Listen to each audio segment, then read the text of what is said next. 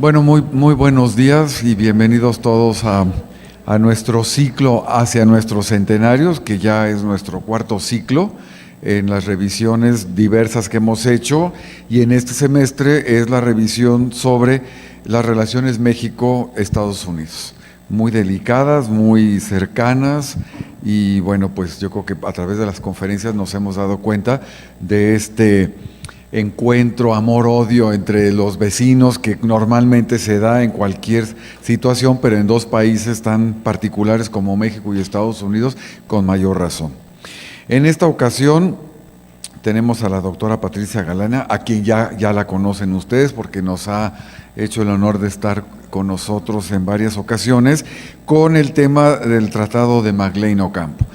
La doctora Galeana es especialista en el siglo XIX, es catedrática de la Facultad de Filosofía y Letras, tiene un currículum muy amplio, es consejera del Centro de Estudios y una gran conocedora del Segundo Imperio aquí en México, un tema fascinante, autora de un libro que está por aparecer que se llama La fascinación por los imperios, que ese se va a agotar luego, ese se va a agotar luego. Y acaba de salir también Presencia Internacional de Juárez, que fue el resultado de un encuentro que tuvimos aquí hace más de 2 años, cuando se celebraban el bicentenario del nacimiento de Benito Juárez. Entonces es un libro muy completo, es lo último que se ha escrito sobre ello, está a la venta aquí, lo vamos a poner a un 20% de descuento para quien se lo quiera llevar.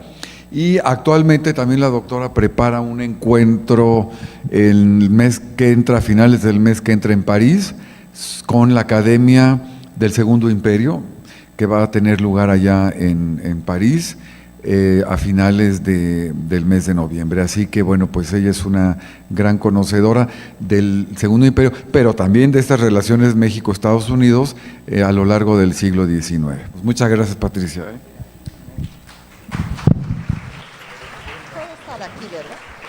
Pues muy buenos días, me da muchísimo gusto estar otra vez aquí en nuestro Centro de Estudios Históricos, CARSO, y ahora para hablar de un tema que es sin duda el tema más polémico de toda la gestión de Benito Juárez.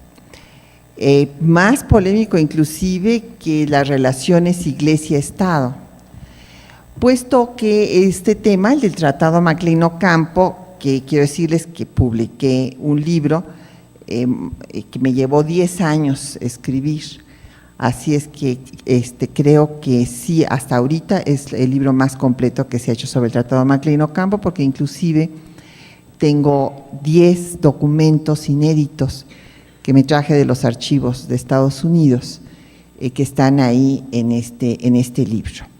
Y justamente escribí este trabajo que me llevó tanto tiempo porque había que estar yendo a Estados Unidos para ver los archivos de allá que no se habían revisado y se había estado repitiendo lo mismo que algunas fuentes secundarias habían dicho, sobre todo con la idea de que este tratado fue igualmente criticado por los conservadores y también por los liberales.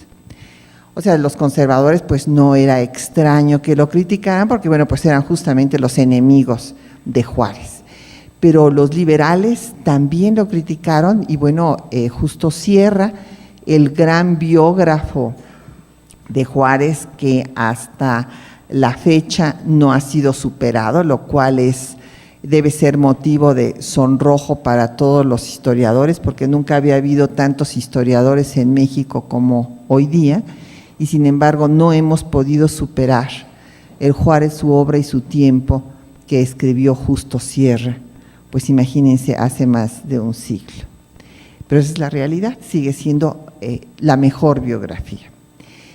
Y el propio Justo Sierra de este tratado nos dice que es un tratado indefendible, punto. Y ahí ya cierra el tema y ni siquiera se mete a estudiarlo. Yo cuando leí esto por una parte y sobre todo por autores contemporáneos. Leí un libro, a ver si después alguien adivina de quién es de dos autores que se refiere a las relaciones México-Estados Unidos, y la autora, cuando trata el tema del Tratado Maclean Ocampo, dice lo siguiente, ya casi me lo sé de memoria porque eso fue lo que me llevó a hacer esta investigación que me tomó 10 años. Dice, y como siempre, México se salvó de milagro, gracias a que el Senado de Estados Unidos rechazó el tratado porque la división entre el norte y el sur, en vísperas de su guerra de secesión, le llevó a rechazar un tratado tan jugoso para Estados Unidos. Yo no sé qué sientan ustedes con esa afirmación, pero yo me sentí muy deprimida.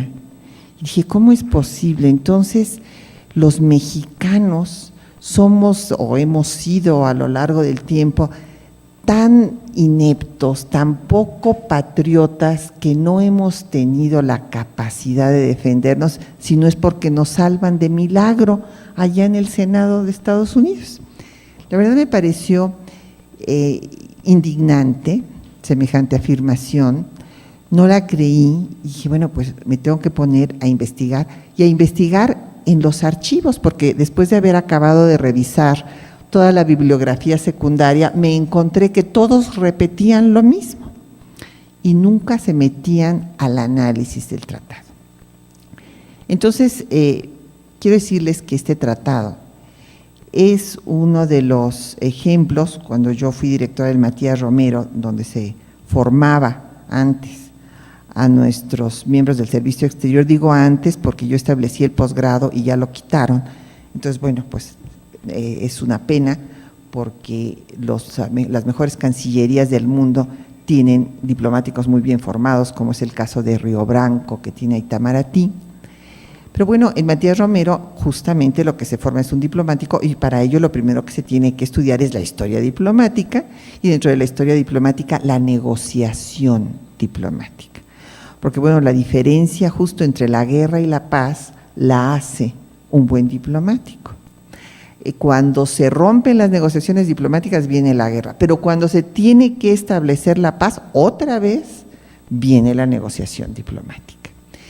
Entonces, este tratado yo lo daba como ejemplo de la mejor negociación diplomática que se llevó a cabo en el siglo XIX, junto con la del Tratado de Guadalupe Hidalgo, los dos con Estados Unidos.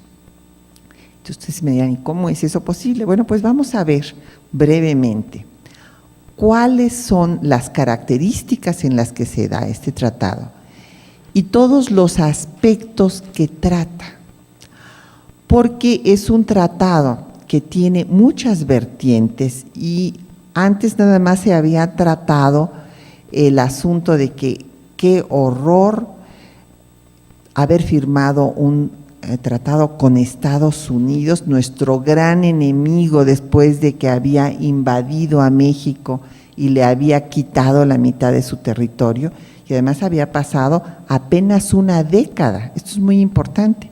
El Tratado de Guadalupe Hidalgo se firma en 1848, en febrero de 1848. El Tratado Maclean Ocampo se firma en diciembre de 1859. Entonces, un poquito más de una década. En estas circunstancias, ¿cómo es posible que esta generación haya pactado con el enemigo?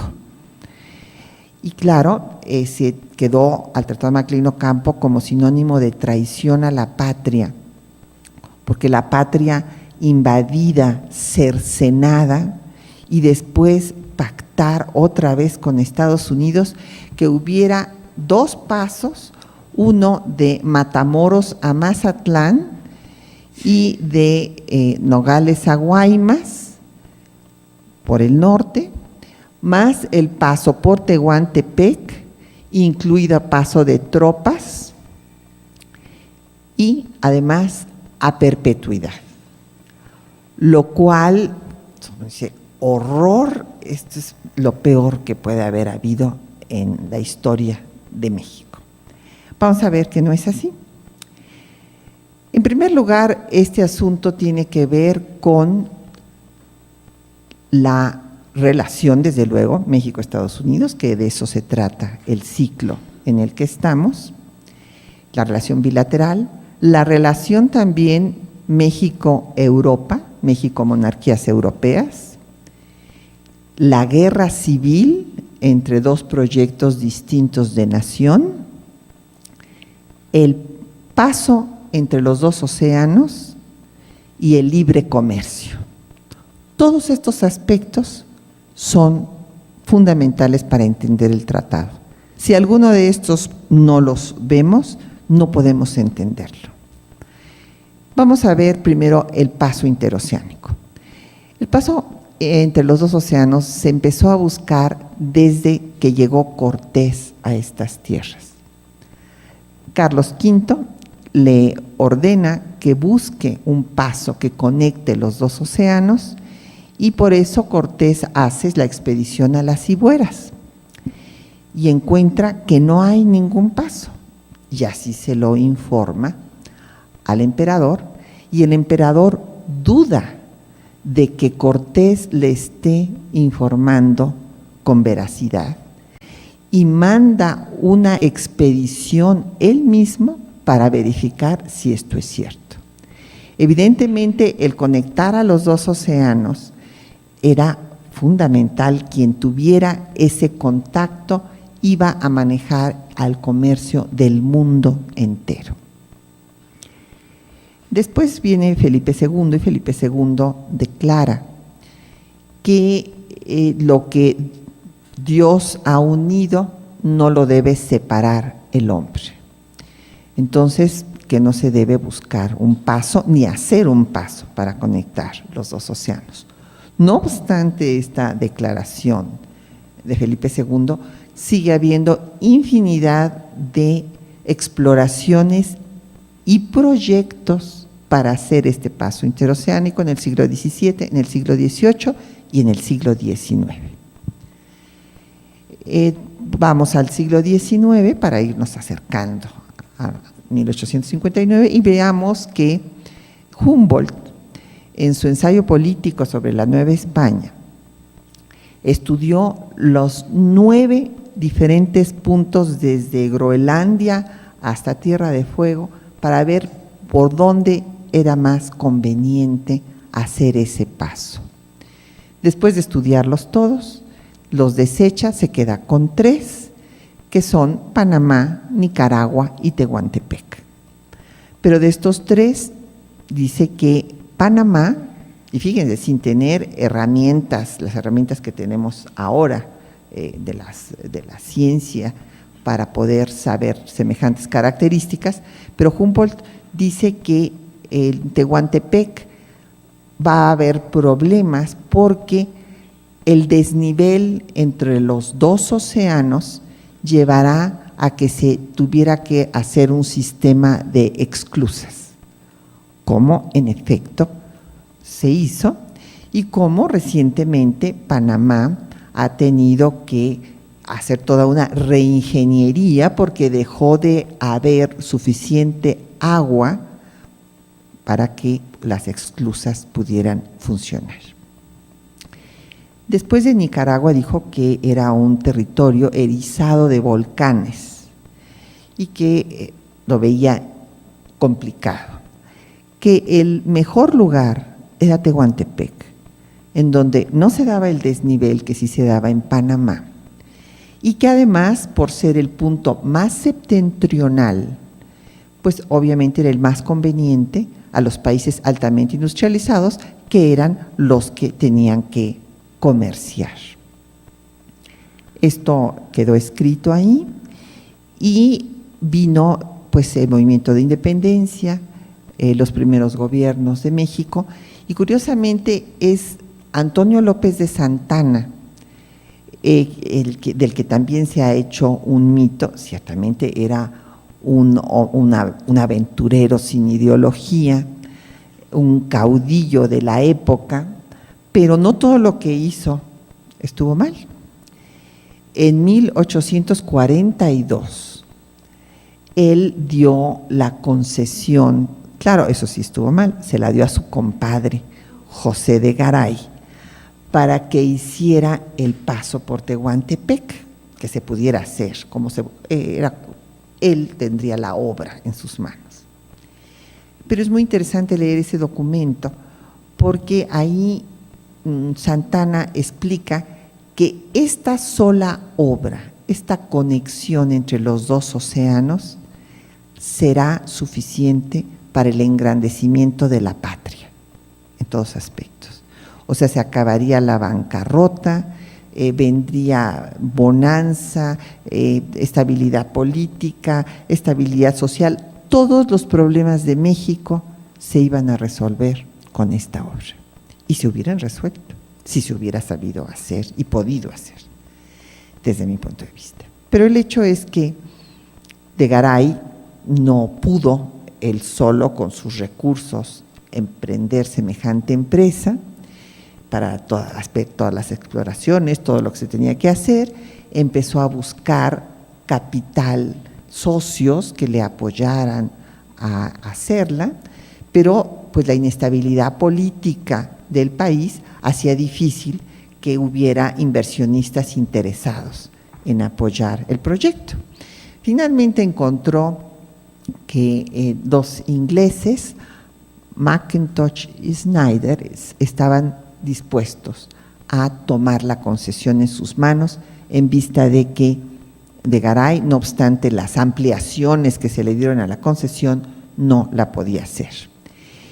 En esa situación estaba la concesión cuando viene la guerra de conquista de Estados Unidos y la negociación del Tratado Guadalupe Hidalgo, que también fue una buena negociación que curiosamente a nadie se le ha ocurrido tildar a Couto, a Tristain y Cuevas de traición a la patria por haber firmado el Tratado Guadalupe Hidalgo. No obstante que hubo muchos mexicanos que se opusieron a que se firmara, entre ellos precisamente Melchor Ocampo, el que después va a firmar el Tratado de McLean Ocampo. ¿Y qué fue lo que propuso Ocampo? Ocampo vino a Querétaro, donde estaba reunido en ese momento el gobierno, y les propuso que no se firmara ningún tratado, porque era sancionar legalmente el despojo más grande de la historia.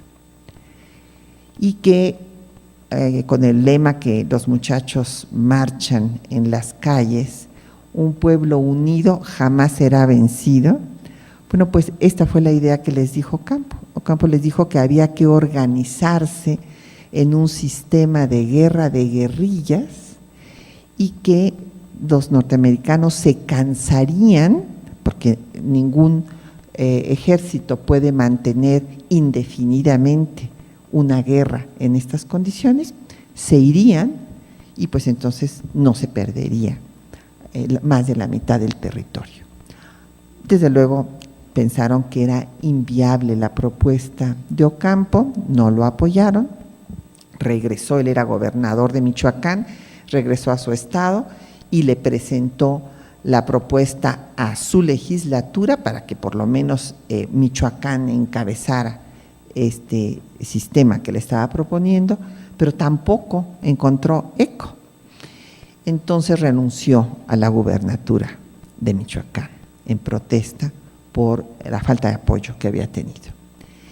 El Tratado Guadalupe Hidalgo se firmó, se consideró que era pues recoger, como ellos dijeron textualmente, los restos de un naufragio, ya se había perdido la guerra, estaba ondeando la bandera de las barras y de las estrellas en Palacio Nacional, ahí estuvo ondeando más de 9 meses, y en estas condiciones se temía que se quisieran apoderar de todo el país.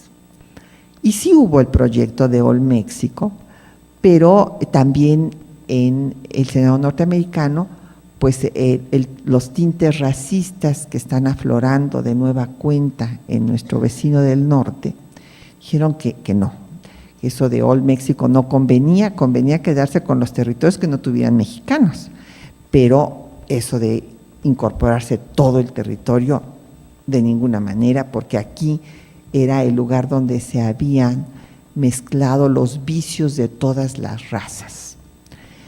Esto está ahí en un discurso.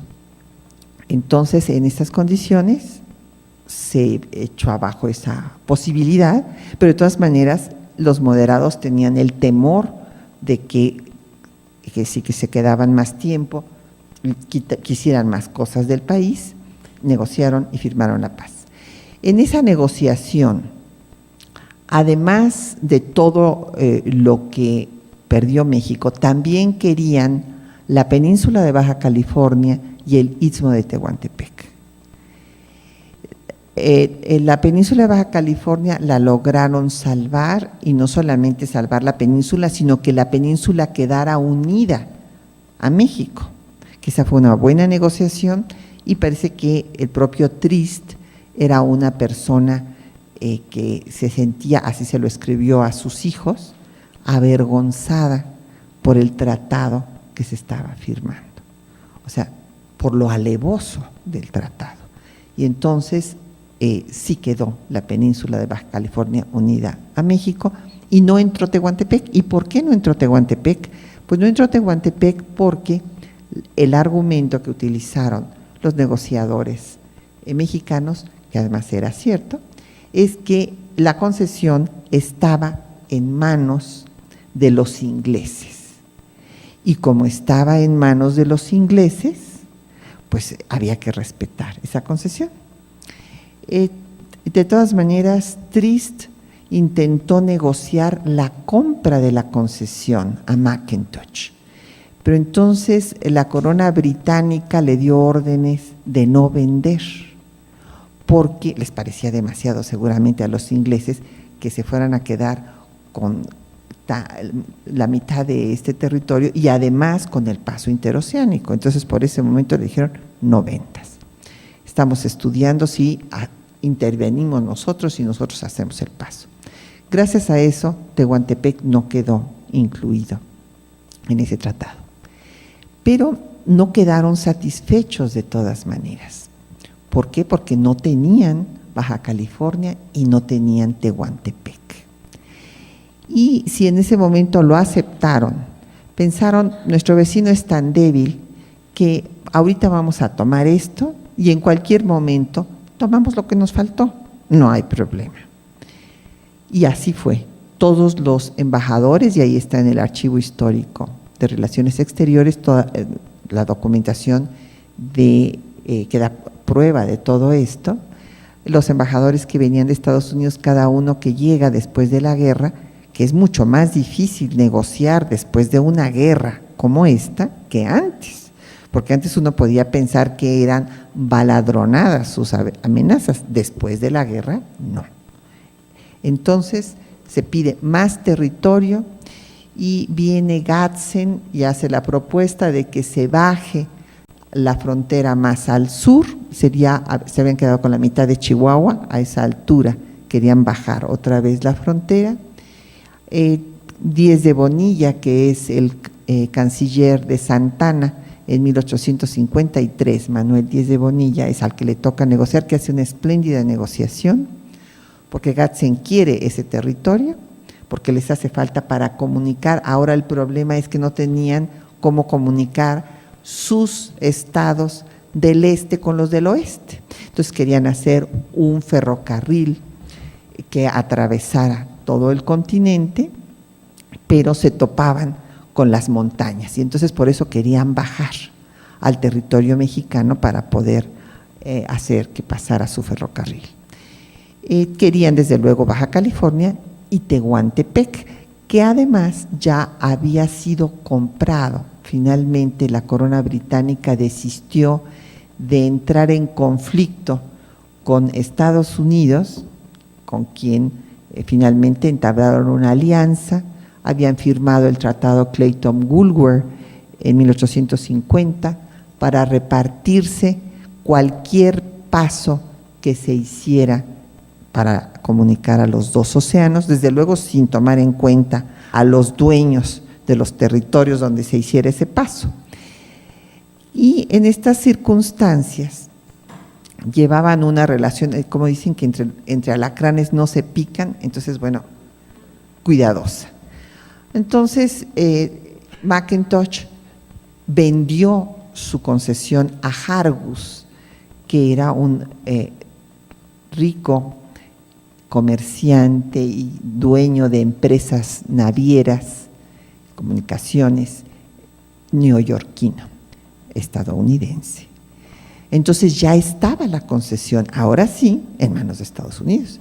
Entonces, tomando en cuenta el argumento que se había esgrimido para que no entrara en el Tratado de Guadalupe Hidalgo, bueno, pues ahora ya estaba en posesión de un ciudadano estadounidense y por lo tanto se revertía el argumento anterior y ahora el gobierno mexicano tenía la obligación de respetar esa concesión en manos de este ciudadano estadounidense. Así las cosas, se presionó al gobierno de Santa Anna. Manuel Díez de Bonilla resistió la presión, logró que no se bajara otra vez la frontera más al sur, no obstante que hubo movilización de tropas para amedrentar y presionar al gobierno mexicano, y fue una difícil negociación en la que otra vez logró dar lo menos, y fue la venta de la Mesilla de 1853, que, bueno, ha sido considerada también como un acto de traición a la patria, pero que en ese momento de la posguerra se dio lo menos y no se dio otra vez ni Baja California, pero sí se comprometió en el artículo 8. A veces el problema con algunos textos es que uno se da cuenta que hablan de los documentos o de los tratados y nunca los han leído. El Tratado de la Mesilla, en el artículo 8 de ese tratado, que está publicado en muchísimas partes y que ustedes pueden consultar, establece que el compromiso del gobierno mexicano de que se firme un tratado específico para el paso de tropas por Tehuantepec. Entonces, bueno, pudo salvar una parte de los estados del norte, no quedó metida en esta venta que se conoció en Estados Unidos como la venta Gadsden, la Baja California, pero sí quedó comprometido Tehuantepec en el artículo 8. Y es un tratado que fue ratificado y reterratificado, o sea, entró en vigor, tan entró en vigor que perdimos la Mesilla. Esto fue en 53 y después en 57 tiene lugar otro acontecimiento muy importante. La diplomacia estadounidense logra sacar del tratado Clayton-Bulwer a Tehuantepec.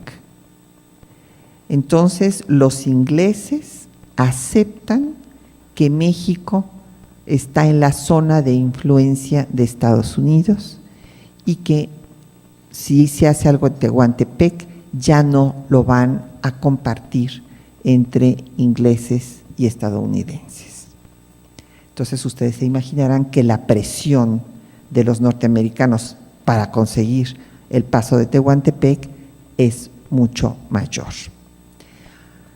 En estas condiciones está la búsqueda del paso interoceánico, que es un elemento fundamental para entender el Tratado Maclean-Ocampo, como ustedes se dan cuenta.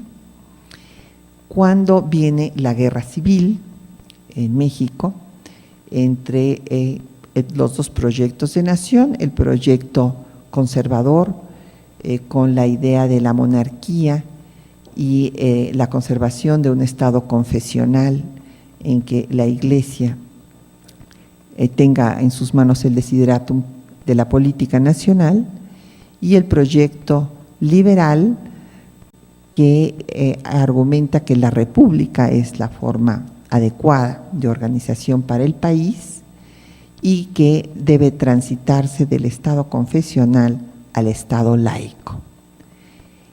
Estos dos proyectos se enfrascan en una guerra de 3 años en la que los dos grupos tienen que buscar alianzas con el extranjero. Los conservadores, en la primera parte de la guerra, tienen el dominio de la Ciudad de México, que en aquel entonces era una ciudad muy conservadora, y van a tener el reconocimiento de todos los países que tenían relaciones con México en ese entonces, incluido Estados Unidos. Entonces, en esas circunstancias, en realidad el gobierno republicano que en ese momento ya encabeza Juárez no existe para la comunidad internacional. Este gobierno, como ustedes recordarán, había sido un proceso que se había iniciado después de la Revolución de Ayutla con el derrocamiento de la dictadura de Santana, que pretendía erigirse en Napoleón, bueno, como si fuera Napoleón III, inclusive le escribía a Napoleón III en este sentido, erigirse en Antonio I, y viene una nueva generación al poder que tiene como fin establecer el proyecto liberal del Estado Nacional. Se da la Constitución de 1857 mediante un procedimiento legal y legítimo. Ojo, esto es muy importante, legal y legítimo. Se eligen representantes, hay una mayoría que forman conservadores y moderados, y una minoría muy activa, tan activa que logra meter su proyecto en la Constitución, no obstante ser una minoría. Pero esto fue un proceso legislativo con toda la legalidad. Trabajaron 1 año. La Constitución de 17 se hizo en 2 meses. La Constitución de 57 se hizo en 1 año. 1 año entero de discusiones. Después de jurarse esta Constitución, en la cual hubo 2 elementos que metieron los liberales, que fueron condenados por la Iglesia y que excomulgó a todos los que la habían jurado, y los 2 elementos fue que por vez primera no se estableció la intolerancia religiosa, aunque la Constitución se juró por Dios, pero no se estableció la intolerancia religiosa, y además en el artículo 123 de esa Constitución se estableció la facultad del Estado para legislar en materia de culto religioso. Estos 2 fueron el desideratum de la guerra, se desconoció la Constitución y el gobierno que legal y legítimamente había emanado de esa Constitución, pues es el que representa a Juárez, porque primero Comonfort titubea, desconoce la propia Constitución, dice que lo deja maniatado porque es una Constitución muy interesante, que sería muy bueno retomarla en estos días que se habla de reforma del Estado, porque es una Constitución que establece la preeminencia del legislativo sobre el ejecutivo con un sistema que se le ha denominado de muchas formas, congresual, congresional, semiparlamentario. Entonces, Comonfort desconoce la Constitución y según la Constitución del 57, al faltar el Ejecutivo, el presidente de la Corte ocuparía su lugar. Y ese era Juárez. Así llega Juárez al poder. Cosa que es otro vacío importante que tenemos hoy día.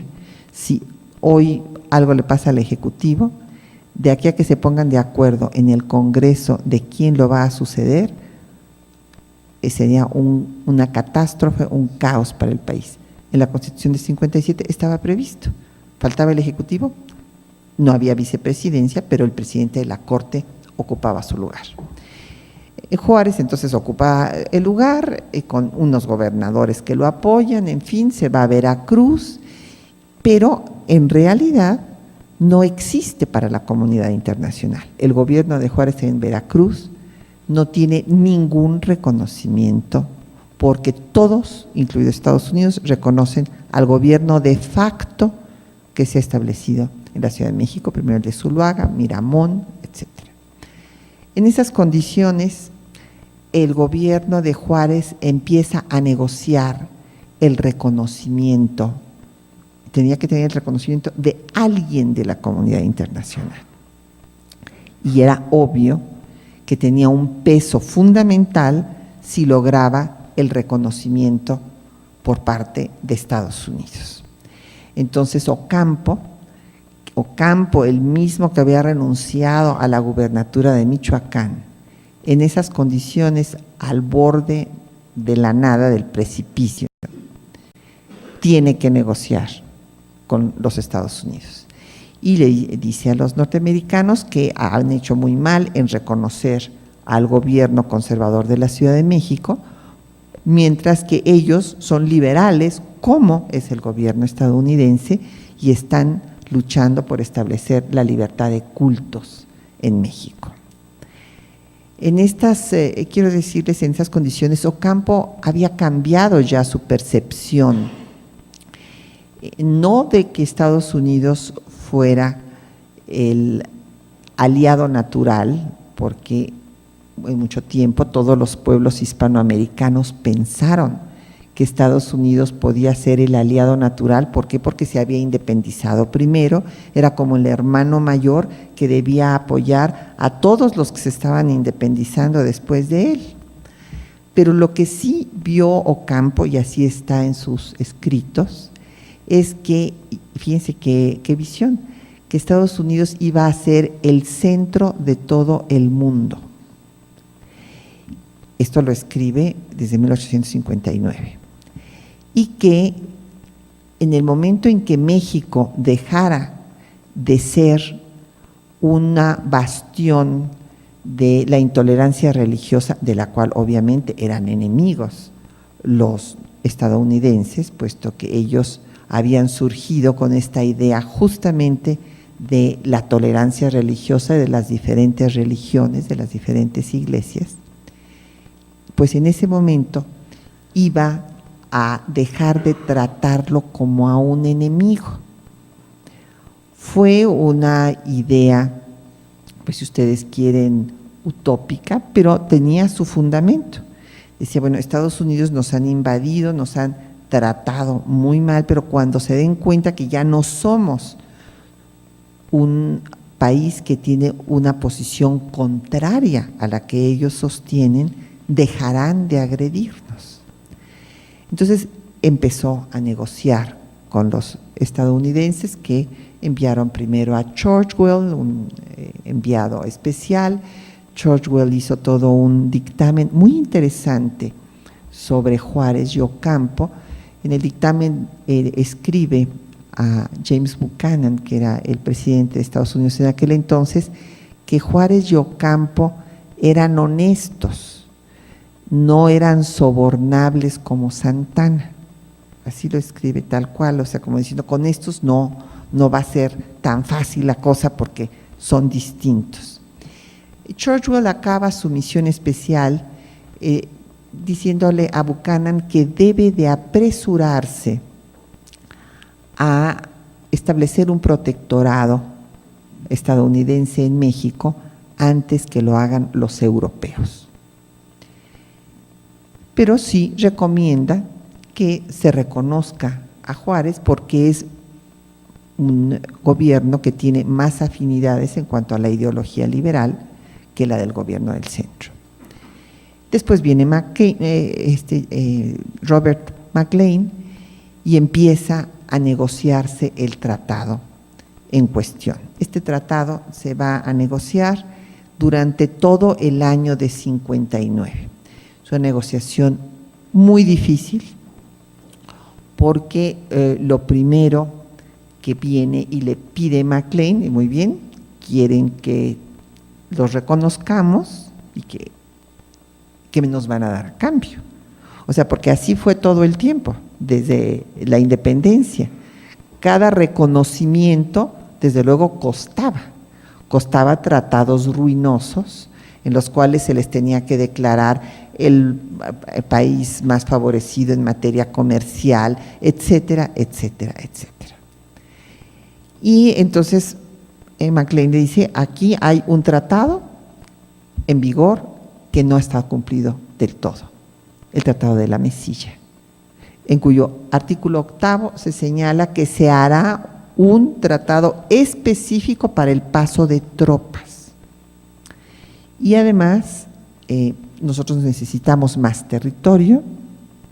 Ustedes recordarán que gracias a la tolerancia religiosa que había en Estados Unidos es la potencia que es, porque recibía migrantes, inmigrantes, inmigrantes, inmigrantes, inmigrantes. Nosotros no pudimos aquí recibir migración, que hubo muchos proyectos de colonización, pero se exigía que fueran católicos. Entonces solamente que se hubiera vaciado Irlanda, se hubieran venido todos los irlandeses, y esto evitó que hubiera migración como si había Estados Unidos. Además, con este ofrecimiento de el sueño americano de pues vengan y conquisten toda la tierra que puedan y toda será de ustedes y adelante. Entonces necesitaban la península de Baja California. Resulta que Buchanan, que había sido secretario de Estado en el gobierno de Polk, pues sabía que no se había concluido esa anheladísima península desde aquel entonces. Y él pensaba concluir esa obra que se había iniciado en el 48. Entonces quería la península de Baja California y Buchanan la ofrece que va a tener más territorio desde su campaña para la presidencia de Estados Unidos. Y como obviamente también quería reelegirse, el no haber conseguido territorio le costó no ser candidato para la reelección. Pero él había ofrecido esto cuando llegó por primera vez a la presidencia. Y después quería reelegirse y le era indispensable la península de Baja California. Es que por eso fue una negociación tan difícil, porque mientras Maclean viene con la solicitud como casi con la orden de te reconocemos, pero a cambio de Baja California, Tehuantepec y además más territorio si se puede. Esto, Ocampo, que es al que le toca negociar, y son muy interesantes todos los documentos de ese año de negociaciones. Ocampo primero lo tiene que convencer de que el gobierno de Juárez no puede vender ni un centímetro del territorio nacional porque justamente llegó al poder atacando a Santana de ser un dictador y de haber vendido el territorio nacional, con lo cual había traicionado a la patria. Ese fue el lema del grupo que llega al poder después del triunfo de la Revolución de Ayutla. Entonces, Ocampo le dice, simple y sencillamente, si nosotros les vendemos algo, en ese preciso momento cae el gobierno, porque pierde toda legitimidad. Y ustedes entonces van a tener que hacer una nueva guerra para quitarnos más territorio porque o negociar con los conservadores. Entonces, es un mal negocio, no les conviene.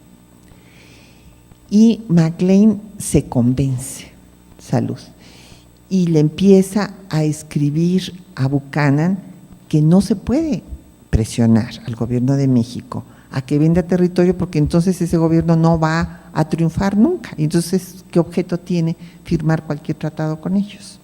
Pero Buchanan insiste e insiste e insiste. ¿Por qué? Porque él quería la reelección y había ofrecido más territorio y necesitaba más territorio.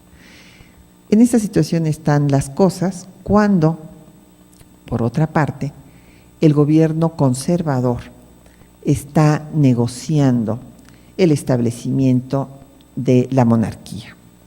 Como ustedes saben, la dicotomía monarquía o república había surgido desde la propia lucha por la insurgencia, no por Hidalgo, que Hidalgo nunca creyó en la monarquía, como consta en su correspondencia con Allende. El que le insistió en el nombre de Fernando VII fue Allende y después López Rayón, pero ni Hidalgo ni Morelos estaban de acuerdo con una monarquía, sino con una república. Pero entonces ahí estas dos posibilidades de organización, de resolver el dilema de la organización nacional, se plantea desde el momento de la independencia. Y subsisten esta idea hasta el Cerro de las Campanas. Es cuando se liquida el ideal de la monarquía en México. Está vivo durante 50 años de la vida del país. Y reaparece en cada crisis de la República, ya sea de la República Federalista o la República Centralista. Hasta que, ¿y por qué me dirán ustedes, y por qué no entonces triunfó el primer imperio? Es que Iturbide fue acusado de caer en lo que él mismo había dicho que no se debía caer. Él había escrito que había que traer a un Borbón para evitar los males de la improvisación. Pero después, pues ha de haber dicho, bueno, pues yo soy aquí el que estoy ganando la guerra, ¿para qué les voy a dar el trono a X personaje que llegue de Europa? Mejor yo encabezo el gobierno. No funcionó porque los dos extremos se unieron para derrocar al primer imperio, la extrema izquierda y derecha de aquel tiempo. Por una parte, disuelve el Congreso, y lo disuelve porque era un Congreso dominado por los borbonistas, que le echaban en cara no haber traído a un Borbón. Pero una vez que disuelve al Congreso, se levantan los antiguos insurgentes por haber disuelto el Congreso y cae el primer imperio. Y entonces se dice que este primer imperio ha caído no porque la monarquía no sirva como sistema político, sino porque Iturbide era un improvisado. Y que entonces ahora hay que establecer una monarquía, pero con un monarca de verdad, miembro de una casa dinástica que haya sido educado para gobernar. Y ese, bueno, pues va a ser Maximiliano, pero esta idea la van a tener muchos mexicanos que ustedes seguramente han leído, como Lucas Alamán, como Gutiérrez de Estrada, que se fue a trabajar en pro de la monarquía a Europa, y que de esto desde los 40, que declina trabajar con el gobierno de Anastasio Bustamante, y que dice que está convencido que la república, ni la federal ni la central, logran la estabilidad del país, y que se va a trabajar por la monarquía. Con gran congruencia lo hace desde 1841 hasta que le ofrece, es el que encabeza el ofrecimiento al trono en Miramar a Maximiliano en 1864. Entonces, bueno, fue muy perseverante, como ustedes se habrán dado cuenta. Pero ¿qué pasa en todo este tiempo? Pues que Gutiérrez de Estrada primero insiste frente a la monarquía española por razones culturales e históricas, aunque muy bien escribió Gorman que entonces habría sido una reconquista si hubiera venido un español a gobernar. En ese momento España no estaba para emprender semejante empresa. Isabel II tenía grandes problemas, fue una monarca débil, la lucha entre los liberales y los conservadores al interior de la propia España. Entonces no prosperaron los diversos intentos monarquistas que se hicieron desde México vinculados a España y desde España para venir a gobernar México. No prosperaron. Y así estaban las cosas cuando en 1859 logró Gutiérrez de Estrada una reunión con Napoleón III gracias a la intermediación del príncipe de Metternich, hijo del canciller, y que era el representante del gobierno austriaco frente al gobierno francés.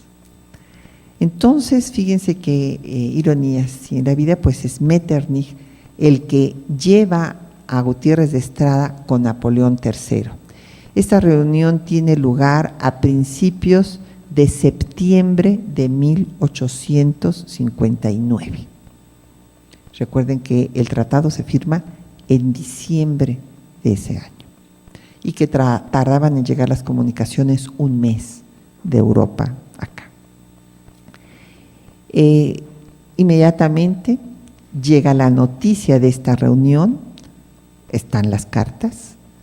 Andrés Oseguera, gran amigo de Melchor Ocampo, que vivía en París y que era el que le proveía de todos los libros. Ustedes saben que Ocampo era un hombre muy culto, que tenía un libro al mes de que había salido en París, ya se lo estaban mandando.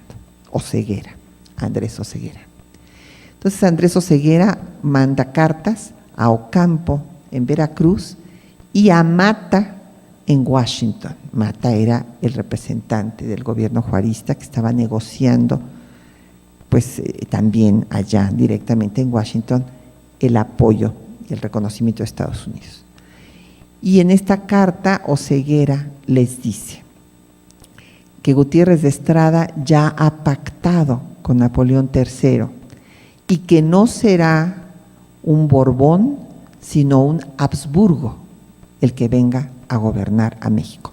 Septiembre 1859. Además de esto, hay otra carta muy interesante de Gregorio Barandiarán, el representante del gobierno conservador en Washington, que también hizo una magnífica labor diplomática, y él escribe a principios de octubre, o sea, ya se había enterado de todo, a principios de octubre está fechada su carta, se le escribe al gobierno conservador, al supremo gobierno, como se llamaba el de la Ciudad de México, diciéndoles que ya habían avanzado la situación allá en Europa con Napoleón III y demás, pero que había que apurarse a negociar con Estados Unidos, dándoles el paso por Tehuantepec. La carta ahí está, inclusive está publicada, la pueden ver en la obra de Tamayo. Son 15 volúmenes donde están publicadas muchas de estas cartas. Las solicitudes de Maclean para que Buchanan invadiera México, esas no estaban publicadas hasta mi libro del Tratado de Maclean-Ocampo, porque esas están en el archivo de Washington. Pero en ese momento, Barandiarán les dice que hay que apresurarse a negociar con Estados Unidos el paso del Istmo por Tehuantepec, porque Maclean, Mata y Lerdo, Miguel Lerdo de Tejada, han cocinado un tratado para que Estados Unidos apoye a Juárez a cambio del paso por Tehuantepec, y que hay que ganarles la partida. Eso es lo que él recomienda, y que si les ganan la partida, pues entonces está liquidado Juárez y definitivamente triunfa la causa conservadora. Inclusive don Gregorio va más allá, les dice con pelos y señales todo lo que tiene el Tratado Maclean-Ocampo. Por eso les digo que ha sido un trabajo diplomático magnífico. Dice, todo el Tratado Maclean-Ocampo, antes de que llegara el Tratado Maclean-Ocampo a Veracruz, ya el representante de los conservadores tenía todo el contenido del tratado, es que tenía un espionaje ahí magnífico. Dice, le van a dar el paso y pasos por el norte, todo lo que tiene el Tratado Maclean-Ocampo. Dice, y están decididos, aquí habla así en plural, a que si Juárez no lo acepta, quitan a Juárez y ponen a Lerdo, que Miguel Lerdo lo firmará de inmediato. Este tratado, en efecto, no fue concluido en Veracruz. McLean se había cansado de estar en Veracruz y Ocampo le seguía dando largas y primero lo había convencido de que no podían vender. Le decía, bueno, muy bien, ya, no pueden vender, pero sí tienes que cumplir el paso por Tehuantepec, porque eso ya está comprometido desde el Tratado de la Mesilla. Entonces Ocampo les propuso a cambio un tratado de alianza militar y desde luego los dos estaban de acuerdo en el Tratado de Libre Comercio. El Tratado McLean-Ocampo habría sido el TLC en 1859. Ahí estaban convencidos todos de la importancia del libre comercio. O sea, ahora podemos ver los horrores de efectos que ha traído este caos y este supuesto libre mercado, y bueno, por lo menos en el caso financiero, con una crisis que nos arrastra a todo el mundo.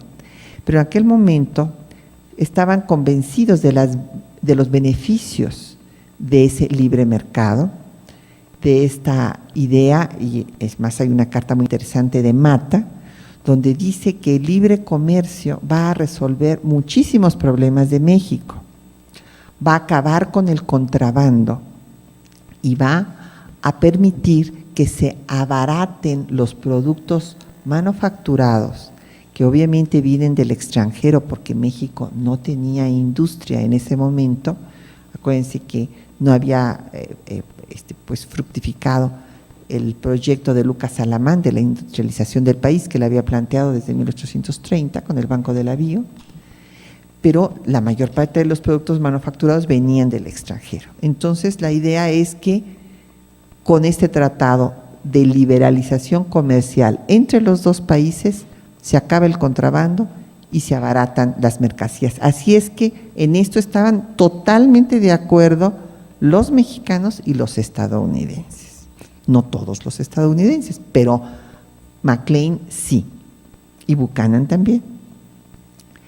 Entonces, ante esta situación, Barandiarán dice que hay que tener rapidez en la acción porque Juárez se va a ver precisado a firmar este tratado, porque si no lo derrocan y lo sustituyen por Lerdo, y que con eso Estados Unidos va a apoyar al gobierno de Juárez. Y se va a complicar, desde luego, pues la situación de la guerra, porque tenía que pacificarse el país para que viniera la monarquía, que inclusive incorporó una serie de productos que no estaban incluidos en la primera lista, porque esto fue muy discutido, la lista de los productos que iban a tener libre tránsito entre los dos países.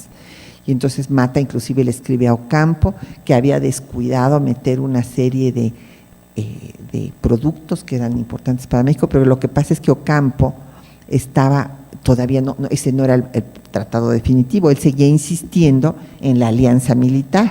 ¿Y por qué una alianza militar? Porque ahorita puede parecernos exagerado, que bueno, ¿cómo es posible que México propusiera una alianza militar? Pero en ese momento no lo era tanto, porque por una parte ellos tienen la confirmación de que ya vienen los ejércitos napoleónicos.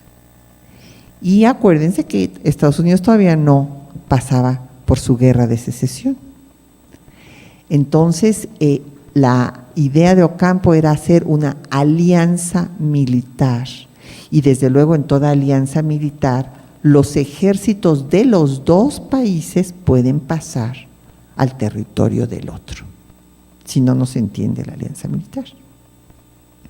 Estados Unidos desechó desde luego la alianza militar de Ocampo, pero en cambio negoció pues este tratado como lo conocemos, cuya redacción final estuvo hecha ya en Estados Unidos por Mata, por Lerdo, que después de la nacionalización de los bienes de la Iglesia había ido a tratar de conseguir un préstamo, porque el gobierno liberal hasta entonces iba perdiendo todas las batallas. También me di a la tarea de revisar los partes militares que le llegaban a Juárez en ese momento. Hay uno donde le dicen que en Oaxaca la gente no solamente no tiene municiones ni comida, sino que tampoco tiene ropa y que pues necesitan que les manden dinero. Y bueno, desde luego pues no tenían dinero. Entonces, por eso también vino la nacionalización por dos razones: para que ese dinero no se fuera al ejército conservador y para tener ellos dinero para la guerra. Y después de que consiguieron la nacionalización, fueron a negociar en Estados Unidos un préstamo. Pero ahí McLean escribió diciéndoles: no permitan que consiga ningún préstamo el gobierno que representa a Juárez, porque esto echaría a perder nuestra negociación. Y en efecto no consigue ningún préstamo, ni privado, ni desde luego público, ¿no? Pero tampoco privado. Entonces, así ahorcados, digamos, y con otro ingrediente más, Miramón tenía como meta, desde luego, tomar Veracruz y acabar con el gobierno de Juárez. Y entonces había contratado unos buques en La Habana y pensaba atacar Veracruz por tierra y por mar.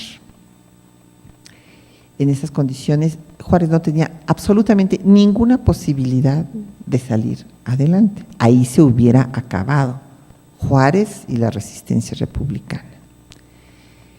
Si hacemos historia contrafactual, que está tan de moda, si no se hubiera firmado el Tratado McLean-Ocampo, entonces Juárez no habría recibido el apoyo que recibió de la escuadra norteamericana, que junto con la mexicana, porque fueron dos buques, o como se llamen, eran chiquitos, los que detuvieron a los barcos que había contratado Miramón en La Habana, que Juárez los declaró piratas y que fueron detenidos en Antón Lizardo. Y que también ha pasado así como, qué cosa tan terrible, traición a la patria. Pues entonces traiciona a la patria todo, traiciona a la patria que Gutiérrez de Estrada negociara con Napoleón III, traer al ejército y que las bayonetas francesas impusieran al imperio de Maximiliano. En esta situación se estaba en una guerra civil a muerte y era un proyecto o el otro. Cada uno creía que su proyecto era el mejor. También, desde luego, había quienes creían que la monarquía era la salvación para la patria, quienes estaban en contra de que entrara ninguna otra creencia religiosa fuera de la católica, y que estaban dispuestos a morirse en la raya para lograrlo. Y por otra parte tenemos a otro grupo que piensa exactamente lo contrario, que hay que establecer un Estado laico, que hay que establecer una república y no depender de una monarquía europea, y también está dispuesto a morirse por esa idea. Frente a estas dos posiciones tan distintas, pues como ven, los dos buscaron alianzas con el extranjero, y en ese caso hay una acción, que es la de Antón Lizardo, única en la que interviene Estados Unidos, porque en todo lo demás no hubo ningún apoyo. Es más, cuando están luchando en contra de los franceses, no solamente no apoyan al gobierno republicano juarista, sino que les venden armas a los franceses y apoyan a los intervencionistas. ¿Por qué? Porque tienen mucho miedo de que Napoleón III se siga de frente y se meta en el problema de la guerra de secesión. Lo que habría sido la página más gloriosa del reinado de Napoleón, que era poner un dique a Estados Unidos en México, estableciendo aquí una monarquía subsidiaria de su imperio, un protectorado francés, pues no pudo ser, porque también se desfasaron los tiempos. Hubiera podido ser. Si no se firma el Tratado McLean-Ocampo, la escuadra norteamericana no hubiera auxiliado a Juárez y desaparece Juárez en Veracruz. Y entonces y bueno, ahí ustedes sacarán las conclusiones. Si les gusta un fin o les gusta el otro, así como hacen películas con varios finales, pues entonces a lo mejor estaríamos hablando francés o alemán y México sería un imperio. Puede ser. Esto a algunas personas les parece desde su perspectiva que es un acto ahí sí de traición a la patria, otros no, otros consideran que esto habría sido la salvación de la patria. En fin, esto se los dejo a sus conclusiones personales.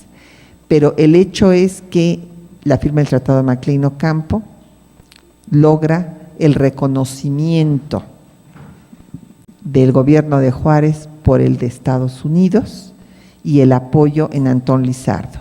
No desaparece Juárez en Veracruz y esto impide que le salgan sus planes a Napoleón, porque si hubiera desaparecido Juárez en Veracruz, desde luego que los cálculos que había hecho Napoleón sí le hubieran salido, porque Napoleón quería intervenir en México desde muchísimo antes de la entrevista con Gutiérrez de Estrada. Y bueno, el bueno de José Manuel Hidalgo no tuvo nada que ver en la elección de Maximiliano. Hay una carta de Napoleón donde dice por qué elige a Maximiliano, y en todo, ni Eugenia de Montijo, ni nadie tienen que ver, es una decisión de Napoleón. Y es no conocer a Napoleón para pensar que su esposa o José Manuel Hidalgo le iba a decir qué es lo que tenía que hacer con el imperio francés, cuando fue el individuo que llevó los ejércitos de Francia a los 5 continentes, entonces llegan a Indochina. Justamente de esto vamos a hablar ahora en París a finales de noviembre. Entonces, en estas condiciones, Napoleón había escrito, desde que estaba preso en Ham, en su segundo, porque tuvo 2 intentos para derrocar a Luis Felipe de Orleans, y desde entonces ya había visto que había que ponerle un dique a Estados Unidos si no se iba a apoderar de todo el continente americano. Y obviamente, ¿dónde había que poner ese dique? Pues en México, en la frontera, obviamente, con Estados Unidos.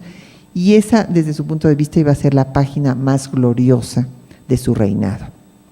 Y él escribe, están en sus cartas, que se estaba esperando el momento oportuno.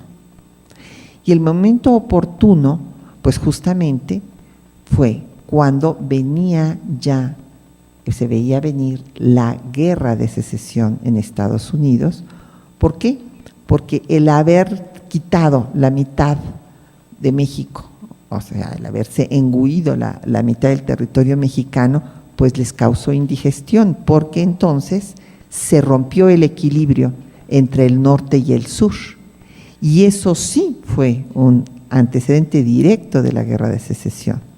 En cambio, el rechazo del Tratado Maclean Ocampo no tuvo nada que ver con las diferencias norte-sur, como se han cansado en escribir mis colegas que no han ido a los archivos, ni han leído los documentos, ni los debates del Senado estadounidense. A mí me parecía ilógico, yo creo que a ustedes también, y ya voy a parar para que ustedes me hagan comentarios y preguntas, pero a mí me parecía que carecía de lógica esta afirmación de que el Tratado Maclean Ocampo, arrancado en estas condiciones que les estoy explicando, lo llevan al Senado norteamericano y el Senado norteamericano lo rechaza. Entonces ustedes dirán, ¿y por qué? ¿Por qué lo rechaza? Bueno, en primer lugar, Buchanan perdió apoyo político porque no consiguió la Baja California. Y entonces esto lo liquidó y después obviamente ya no es candidato para la reelección. Esto le quita muchísima fuerza.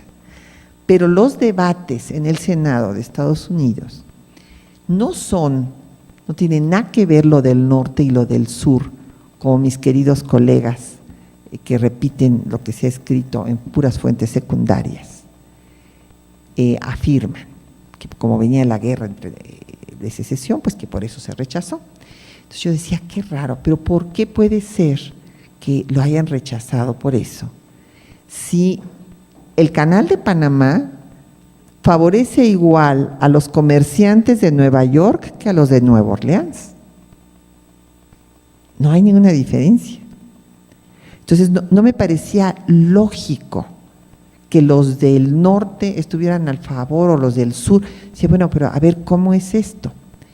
Cuando analicé todos los debates del Senado norteamericano, pude constatar que no tenía nada que ver las diferencias entre el norte y el sur, porque firmaron a favor y firmaron en contra tanto del norte como del sur, tanto demócratas como del grupo que se convierte en republicano. ¿Por qué? ¿Por qué entonces votaron en contra? La discusión estuvo centrada en un tema capital para Estados Unidos: el libre comercio. Esta fue la discusión central. La doctrina Hamilton, que recordarán ustedes, es la del sistema proteccionista, establecía que un tratado de libre comercio era ruinoso para la economía estadounidense, que además era materia del poder legislativo y que el poder ejecutivo no tenía por qué inmiscuirse en semejante tema, como el tema comercial. Y la que llevó la voz cantante en contra del Tratado de McLean Ocampo fue el senador Robert Simons de Rhode Island, que argumentó que no podía darse un tratado y menos indefinido, porque así como estaba a perpetuidad el paso por Tehuantepec, que ojo, perpetuidad no quiere decir eternidad. Esto se lo pueden consultar a cualquier especialista en derecho internacional, porque entonces equivaldría a venta. Es como si, por ejemplo, aquí, pues resulta que este es nuestro patio, acá vive un señor y resulta que tiene su negocio de este lado y nos pide permiso para pasar por el patio y llevar sus mercancías a su bodega. Nosotros le damos el permiso, pero este sigue siendo nuestro patio. Y de un momento dado le decimos, pues ¿sabes qué? Que ya no vas a poder pasar, porque voy a sembrar aquí rosales. Ya no se puede. Pues qué barbaridad, pero me vas a perjudicar. Puede haber una guerra campal entre los vecinos, ¿sí? Puede ser que Estados Unidos nos hubiera invadido otra vez, pero les hubiera costado una guerra y mucha sangre otra vez y mucho dinero, así como les costó el territorio que nos quitaron. Pero no se estaba vendiendo Tehuantepec, esto por favor.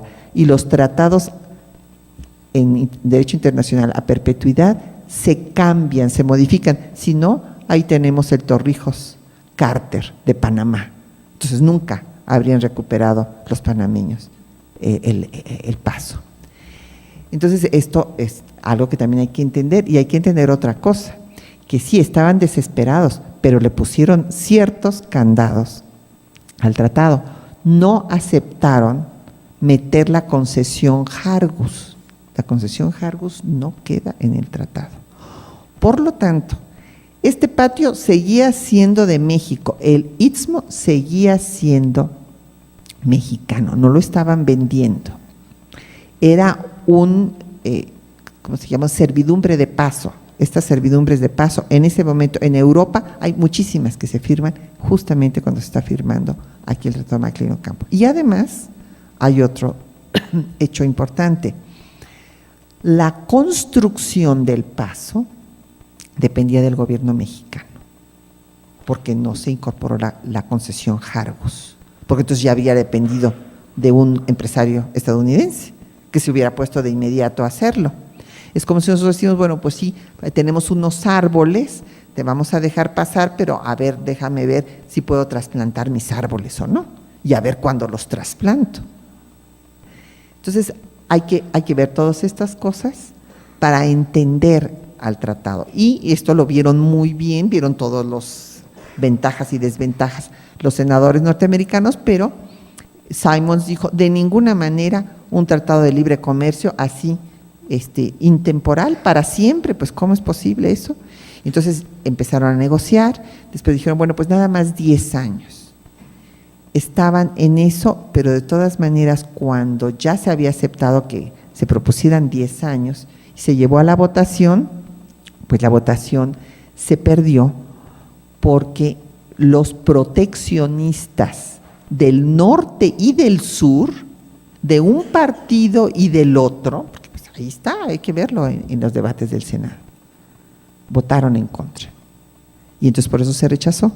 Y después, en junio de 1860, el gobierno estadounidense le propuso a Juárez volver a someter el tratado a discusión en el Senado.